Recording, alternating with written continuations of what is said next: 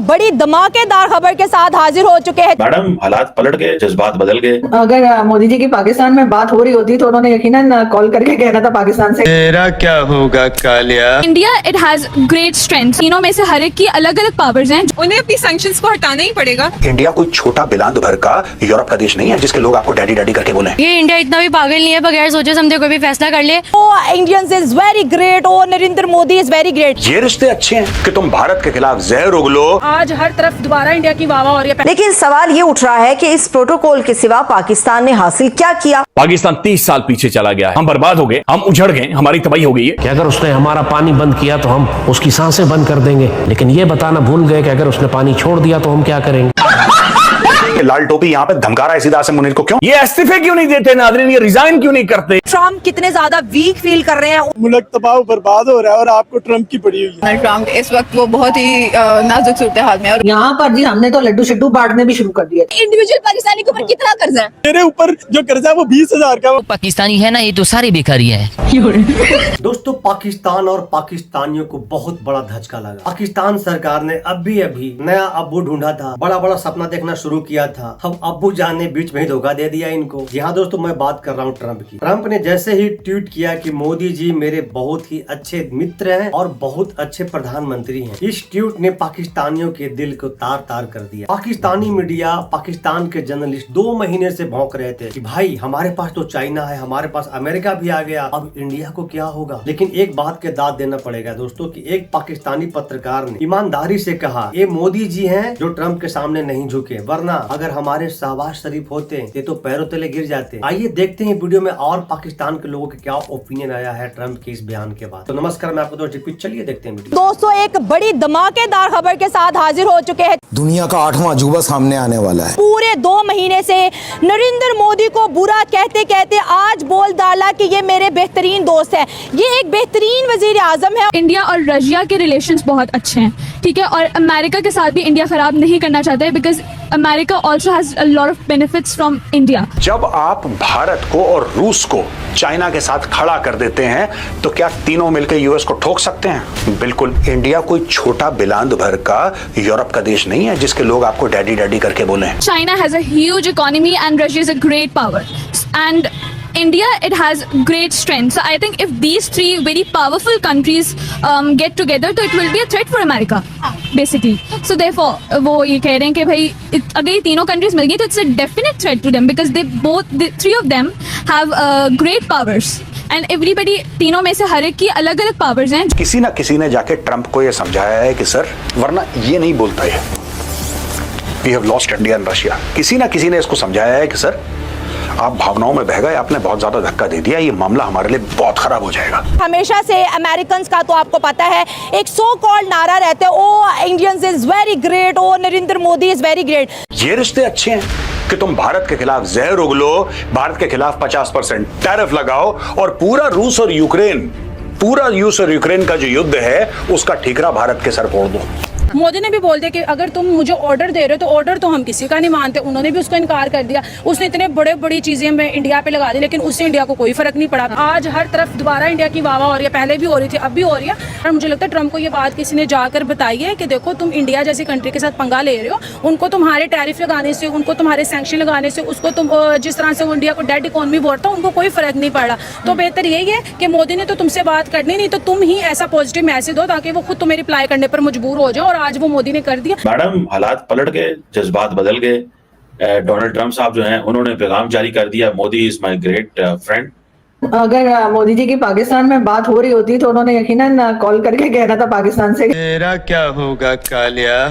तेरा क्या होगा कालिया। इसलिए कि अब क्या होगा, हम लोग तो बड़े खुश थे ना कि ट्रम्प हमारी साइड पर है। मोदी साहब की तारीफ करूंगा, उन्होंने अपने फैसलों पे अपनी खुद मुख्तियारी पे स्टैंड लिया। मैं ये बात भी कहना चाहूंगा कि शायद पाकिस्तान होता तो वो इस बात को मान जाता। अमेरिका की बात करें यार, यहाँ पे उसने भी एक अच्छी गेम चली है। देखो मोदी ने उसको रिप्लाई कर ही दिया। तो अगर सॉफ्ट कॉर्नर की बात करें तो वो तो इंडिया और इंडिया के लोगों में है, जहाँ पे पॉजिटिव चीज होती है, चाहे उनका दुश्मन भी हो तो वो उनसे बात करते हैं, उनको अप्रिशिएट करते हैं। कि क्या ये कोई डिप्लोमेटिक ट्रैप है इंडिया के लिए? आप क्या कहोगे इस पूरे सूरत हाल को? देखिए, इंडिया इतना भी पागल नहीं है, बगैर सोचे समझे कोई भी फैसला कर ले, और उसको पता है कि कोई अगर डिप्लोमेटिक ट्रैप होगा तो उसमें क्यों फंसना चाहेगा। नाज़रीन, बात करेंगे आज भारत की। मगर क्यों? भारत खुद को दुनिया की सबसे बड़ी जमहूरियत करार देता है, लेकिन सच क्या है? सच ये है कि भारत ही जमहूरियत का सबसे बड़ा दुश्मन है। चंद दिन पहले वजीर आजम शहबाज शरीफ शंघाई ताउन तंजीम इजलास के लिए चाइना गए। अच्छा, सुर्ख कालीन भी बिछाया गया, उन्हें प्रोटोकॉल भी दिया गया, तगड़े मुमालिक के बड़े लोगों से सरेरा उनकी बड़ी बड़ी मुलाकातें भी हुई, तस्वीर भी बनी, कुछ MOUs भी साइन हुए। लेकिन सवाल ये उठ रहा है कि इस प्रोटोकॉल के सिवा पाकिस्तान ने हासिल क्या किया? पाकिस्तान 30 साल पीछे चला गया है। हुकूमत नाज़रीन आज आकर ये कह रही है, जो सैलाब आया है ये हमें निकल चुका है, ये हमें खा चुका है, हम बर्बाद हो गए, हम उजड़ गए, हमारी तबाही हो गई है और हम 30 साल पीछे चले गए। 3 दहाइयां पाकिस्तान पीछे चला गया है। रियासत पाकिस्तान ने यह ऐलान तो बहुत जोर शोर से किया कि अगर उसने हमारा पानी बंद किया तो हम उसकी सांसें बंद कर देंगे, लेकिन ये बताना भूल गए कि अगर उसने पानी छोड़ दिया तो हम क्या करेंगे। भाई जैद हामिद के बात में पॉइंट तो है, लेकिन ये सोचने के लिए पाकिस्तानियों में दिमाग तो होना चाहिए था। जिम्मेदार कौन है? ये इस्तीफे क्यों नहीं देते नाज़रीन? ये रिजाइन क्यों नहीं करते? इनके खिलाफ कोई रियासती सतह के ऊपर जाकर नाज़रीन कार्रवाई क्यों नहीं होती कि भाई 30 साल कौन था गवर्नमेंट के अंदर? कैसी बातें कर रहा होता है भारत, रूस और चीन ना सिर्फ सेंट्रल एशिया में बल्कि पूरी दुनिया के अंदर अपने अपने मफादात के लिए एक्टिव हैं और सुपर पावर अमेरिका की आंखों में आंखें डाले खड़े नजर आते हैं। आंखों में आंखें डाल के उनको नहीं बोल सकते कि हमें कर्जा चाहिए हर तरफ से। जो बैगर है, जो मांग रहा है, वो कभी अपनी शराइत लागू कर सकता है? मैं आपसे बात करूंगा। नाज़रीन, कुछ सवालात हैं जो हर पाकिस्तानी के जहन में गूंज रहे हैं। एक अहम नुक्ता यह है कि इस वर्ल्ड ऑर्डर में पाकिस्तान कहां पर खड़ा है? पाकिस्तान को मजबूत बनाएंगे, गुर्बत और बेरोजगारी को हमेशा के लिए खत्म करेंगे। तुमसे नहीं हो पाएगा और इसका अंदाजा आपको है। भाई मैं तो फिजा खान के बातों से सहमत हूँ, क्या आप सहमत हैं? फील्ड मार्शल इस वक्त नहीं है और ना मैं इस वक्त एक आम शहरी हूँ। अल्हम्दुलिल्लाह, अगर आप सैयद हैं तो ये फकीर भी सैयद है। एक सैयद की हैसियत से हम दूसरे सैयद से मुखातिब हैं। सैयदी रसूलुल्लाह के दीन की हिफाजत करें, यह आपकी ड्यूटी है। इससे पहले कि यह ओहदा आपसे वापस ले लिया जाए। ये कुरान तो आप जानते हैं ना कि अल्लाह आपको बदल कर कोई दूसरी कौम ले आएगा और आप अल्लाह का कुछ भी नहीं बिगाड़ सकेंगे। के लाल टोपी यहाँ पे धमका रहा है सीधा आसिम मुनीर को, क्यों? क्योंकि आसिम मुनीर का जो स्टॉक का प्राइस जो यहाँ पे था ना, अब यहाँ पे आ गया। क्योंकि आपका इंपॉर्टेंस ही ये था कि अमेरिका और भारत की दुश्मनी हो जाए। आपका इंपॉर्टेंस क्या था? भारत की किसी से दुनिया में दुश्मनी हो जाए और आप इंपॉर्टेंट नहीं हो जाएंगे। चाइना के साथ तो थी, ये लोग अज्यूम कर रहे थे कि चाइना के साथ तो थी क्योंकि गलवान हो गया था। दूसरा इन्होंने बोला कि अमेरिका बड़ा पार्टनर बनता है भारत का और भारत बड़ा पार्टनर बनता है अमेरिका का। अगर हम इसमें भी दरार डाल दें फिर तो हम चैंपियन है। चाइना तो दूर है ही, रशिया का कोई बॉर्डर नहीं मिलता, ना रशिया के पास इतना पैसा है। ठीक है, रशिया एक मिलिट्री सुपर पावर है, लेकिन वो मैनेज करा जा सकता है क्योंकि चाइना उसका काउंटरवेट है। यहाँ पे अमेरिका, ये इन्होंने अपनी गोटियां सेट करी। अब वो गोटियां बर्बाद हो गई क्योंकि वहां पे शी जिनपिंग ने बुला दिया, वेटर की तरह खड़ा था वहां पे। कोई नहीं पूछ रहा उसको, कोई किसी ने मुंह नहीं लगाया उसको। पुतिन से हाथ मिलाने के लिए दौड़ना पड़ा बेचारे को। पाकिस्तानी खुद उसको एक्सपोज कर रहा है, हमें क्या बोलने की जरूरत है? उस बारे में तुम बोलेंगे क्या? यहाँ पर जी हमने तो लड्डू शिड्डू बांटने भी शुरू कर दिए थे। हमने कहा जी हमारे साथ तो चाइना भी है, हमारे साथ तो अमेरिका भी है, भारत के साथ कौन है? लेकिन जी आपको जैसे पता ही है, इन गोरों का कोई भरोसा नहीं है। निकल गई ना हवा, तो क्या पाकिस्तानियों पे भरोसा करने लायक है? बोलूंगी इंडिया को अमेरिका की जरूरत है, अमेरिका को इंडिया की जरूरत है। क्योंकि अगर अमेरिका की बात कर ले तो अमेरिका में बड़े बड़े बिजनेसमैन जो बड़ी बड़ी सीटों पे बैठे हैं वो कौन है? इंडियंस हैं। क्योंकि इंडियंस सबसे ज्यादा एजुकेटेड लोग हैं। ये जस्ट मैं नहीं कह रही, ये काफी दुनिया बोलती है। अगर हम दुबई की बात कर लें, दुबई में सबसे ज्यादा एजुकेटेड कौन है? इंडियंस हैं। अगर हम जापान की बात कर लें, वहाँ पे भी सबसे ज्यादा सीट्स इंडियंस को मिलती है क्योंकि उनकी कंट्री को चलाए इंडिया रहे हैं। और वहां पे डोनाल्ड ट्रंप कह रहा है कि मोदी तो मेरा दोस्त है, मैं बड़ी इज्जत करता हूं, is a great prime minister. अब इनको ये समझ में नहीं आ रहा कि हम कहां जाएं। सर, तनकीद इसी वजह से है कि भारत अपनी चाहत के साथ, अपनी खुशी के साथ एससीओ समिट के अंदर शिरकत नहीं की। उसके बावजूद तो उसने एक स्ट्रेटेजिक फ़ायदा जो है वो समेट लिया और बड़ा फ़ायदा उससे समेट लिया। पाकिस्तान के पास जो उसके हिस्से में आया, लेकिन फौरी तौर पे जो स्ट्रेटेजिक फ़ायदा पाकिस्तान को समेटना चाहिए था, दर हकीकत वो पाकिस्तान के पास नहीं आया। जैसे भारत ने रूस के साथ जो फ़ायदा समेटा, बिल्कुल गलत बात है, सस्ती ये गलत बात है। साला ये दुख का खत्म नहीं होता बे। अरे फिक्र की बात कैसे नहीं है भाई? मतलब आप जो है वो ट्रम्प का जो है वो उठकर बोलेंगे पीएम मोदी के लिए कि जी कोई फिक्र की बात नहीं है और वो मेरे दोस्त हैं और किसी को फिक्र करने की बात नहीं, तो सबसे ज्यादा फिक्र तो हमें ही होगी ना पाकिस्तानियों को। यानी हमने तो क्या क्या हसीन सपने देखने शुरू कर दिए थे कि अब अमेरिका हमारा दोस्त है, अमेरिका हमें भर भर के डॉलर देगा और हम जो है यहाँ से बैठे बैठे जो है कुछ भी बोलेंगे इंडिया के बारे में, कोई भी बात करेंगे, कुछ भी टफ टाइम देने के लिए बोलेंगे तो डोनाल्ड ट्रंप हमारी बात को सुनेंगे। आपके सो कॉल्ड मीडिया, आपके जर्नलिस्ट लंबा लंबा छोड़ना शुरू कर दिए थे कि अब भारत क्या करेगा, अब भारत किसके पास जाएगा। तो भाईजान, भारत एक ऐसा देश बन चुका है ना कि भारत को कॉर्नर करना किसी भी देश के लिए मुमकिन ही नहीं, नामुमकिन है। तो ट्रम्प साहब है, उसका आपको भी पता है, मुझे भी पता है कि वो है नशा करके आते हैं। आज कुछ बोलेंगे, हफ्ते के बाद वो नए नशे में नया कुछ बोल देंगे। ठीक है।